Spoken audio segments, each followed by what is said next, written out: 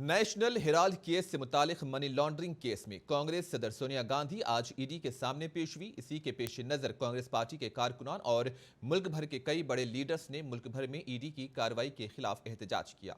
कांग्रेस का कहना है कि हुकूमत सोनिया को इंतकामी कार्रवाई के तौर पर फंसा रही है और वो इसकी सख्त मुखालिफत करेगी।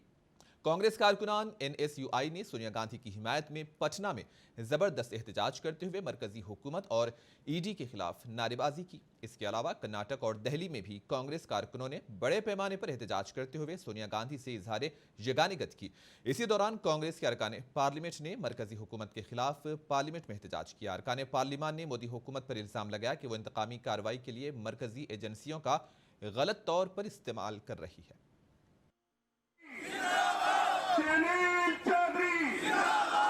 धन्यवाद। मैं अब अनुरोध कर रहा हूं हमारे